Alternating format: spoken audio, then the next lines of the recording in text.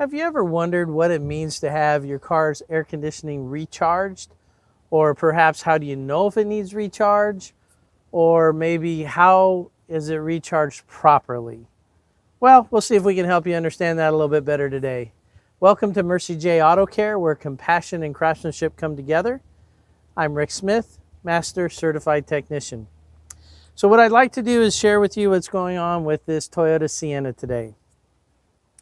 While she was driving down the road, the system was cool but not cold. And then when she would come up to a stop, it would get considerably warmer. So how do we know if it's low? Well, the first thing we do is we hook it up to a machine that has two gauges on it, because we have a low pressure side of the system and a high pressure side. And we look at both of those pressures. In the case on this Sienna, both gauges were low, which is an indication that the pressure is low. And the pressures did indicate that the compressor was actually functioning. So the next thing we did was we took a look at this car visually. Now in this particular car, some dye had been installed in the system. And we have these very cool tools. This is a black light, kind of similar to when you are hunting for scorpions, although it's slightly different. Puts out a blue light, if you can see that. And then we put on these goggles that actually filter out blue light. And we go over the system very carefully and we look, and the dye turns to bright yellow. In this case, we found that there is a hose leaking.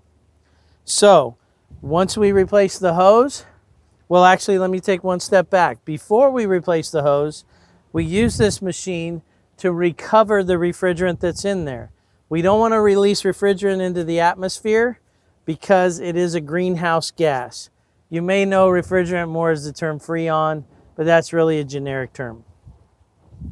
So once we've recovered the refrigerant that was in it, we make the repair, and then we have to evacuate the system. We have a sealed system, and we don't want anything but refrigerant and oil and dye in there.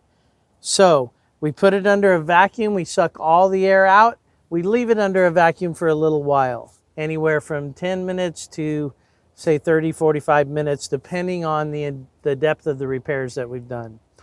What that does is that evaporates any contaminants out of the system.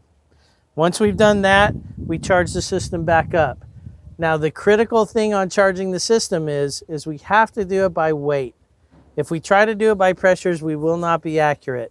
A little too much can damage the compressor, a little too little can damage the compressor. So having the right amount of refrigerants in there is critical. This particular car calls for 1.9 pounds. So we basically put 1.9 pounds of refrigerant back in, we run it, we check the pressures, everything's good, it's cold, and we're ready to go. So I hope that helps you understand a little bit more of what it means to evacuate and recharge a car's air conditioning system. So thanks for watching today, and until next time, safe travels and blessings to you.